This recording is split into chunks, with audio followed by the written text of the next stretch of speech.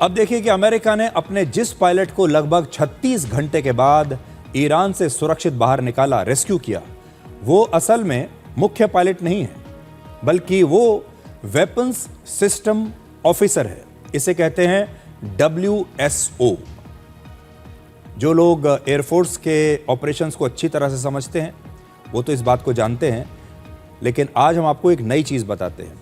आज आपको बताएंगे कि एक फाइटर जेट में WSO का क्या रोल होता है, क्योंकि इस प्रकार के जो फाइटर जेट होते हैं उसमें आप अक्सर दो पायलट्स को देखते हैं और आप सोचते होंगे कि हो सकता है एक मुख्य पायलट है और दूसरा को पायलट है, लेकिन इसके पीछे एक बहुत बड़ी कहानी है। ईरान में अमेरिका का जो फाइटर जेट नष्ट हुआ उसका नाम है F-15E स्ट्राइक ईगल। ये एक 2 सीटर फाइटर जेट है, यानी इसमें 2 पायलट बैठते हैं। फाइटर जेट की आगे वाली जो सीट है उस पर मुख्य पायलट बैठता है और इसका काम होता है विमान को उड़ाना और उस इलाके में ले जाना जहां दुश्मन मौजूद है, उस जगह पर ले जाना जहां से हमला करना है और जो टारगेट है उसके ऊपर विमान को ले जाना, दुश्मन की मिसाइलों से विमान को बचाना।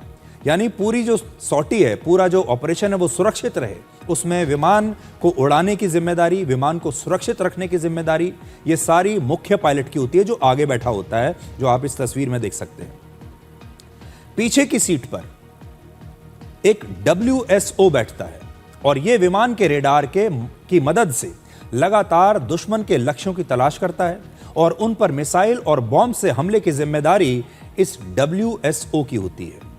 जब फाइटर जेट जमीन पर हमला करता है तब पायलट आसमान में दुश्मन पर नजर रखता है, अपने विमान के कंट्रोल्स पर नजर रखता है और पायलट और WSO मिलकर किसी टीम की तरह इस फाइटर जेट को उड़ाते हैं और हमला करते हैं। अब आप देखिए कि इसमें पीछे एक WSO बैठा हुआ है और आगे फाइटर पायलट बैठा हुआ है। अमेरिका ने ईरान से अपने जिस WSO को रेस्क्यू किया है वो अमेरिका की एयरफोर्स में एक कर्नल है। भारत में भी यही सिस्टम लागू है। भारतीय वायुसेना का सुखोई 30 MKI फाइटर जेट भी 2 सीटर विमान है और इसमें भी आगे पायलट बैठता है और पीछे WSO बैठता है, जबकि रफाल और तेजस जैसे फाइटर जेट में सिर्फ एक ही पायलट होता है और पायलट पर ही विमान को संचालित करने की भी जिम्मेदारी होती है और पायलट ही हमले भी करता है। यानी पायलट को विमान को भी उड़ाना है, पायलट को मिसाइल्स का भी इस्तेमाल करना है और हर वो हथियार जो प्लेन में लगा हुआ है उसका इस्तेमाल भी उसी पायलट को करना है। लेकिन रफाल और तेजस में भी 2 सीटर फाइटर जेट होते हैं और इसका मकसद होता है किसी नए पायलट को ट्रेनिंग देना। तो आप देखिए, मैं एक बार फिर से आपको बताता हूं कि इस प्लेन में ये 2 पायलट्स कैसे थे, जो अभी हमने आपको एक दिखाया था कि कैसे एक पायलट आगे बैठता है और WSO जो होता है वो पीछे बैठता है। और इस केस में जो मुख्य पायलट था उसे तो अमेरिकी सेना ने शुरू में ही बचा लिया था, लेकिन जो WSO था जिसकी जिम्मेदारी होती है हमला करने की जिम्मेदारी, उसकी जिम्मेदारी होती है प्लेन में जितने भी हथियार लगे हुए हैं, जितने भी मिसाइल्स प्लेन में लगी हुई हैं, उनको कहां इस्तेमाल करना है, कैसे उनका संचालन करना है। यानी इसकी जिम्मेदारी है हमला करने की, तो हमला करना,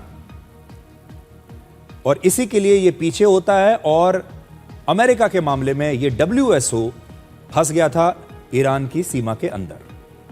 अमेरिका ने अपने एक पायलट को बचाने के लिए लगभग 100 कमांडोज की जिंदगी को दांव पर लगा दिया।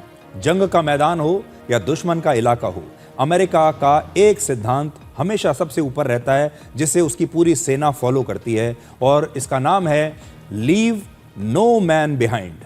यानी अमेरिका की सेना अपने किसी भी सैनिक को कभी पीछे छोड़कर नहीं आती, उसे अपने साथ ही लेकर आती है, चाहे वो कितना भी घायल हो जाए, चाहे वो कहीं भी फंस जाए, वो उसे अपने साथ लेकर आते हैं। Leave no man behind.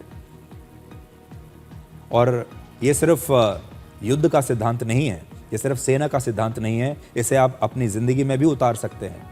आपके आसपास के जो लोग हैं, आपके परिवार के लोग हैं, आपके दोस्त हैं, आप उन्हें जिंदगी में ये सीखिए कि उन्हें कभी पीछे नहीं छोड़कर आना है, अपने साथ लेकर चलना है। ये सोच बहुत पुरानी है, लेकिन हमेशा ये सोच व्यवहार में नहीं आती।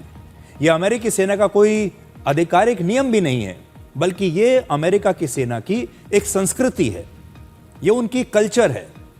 उनके डीएनए में है, उनके खून में है। उन्हें ये शुरू से सिखाया जाता है कि अपने किसी भी साथी को किसी भी हालत में पीछे छोड़कर नहीं आना है, उसे साथ लेकर ही आपको आना है। वो आपका भाई है।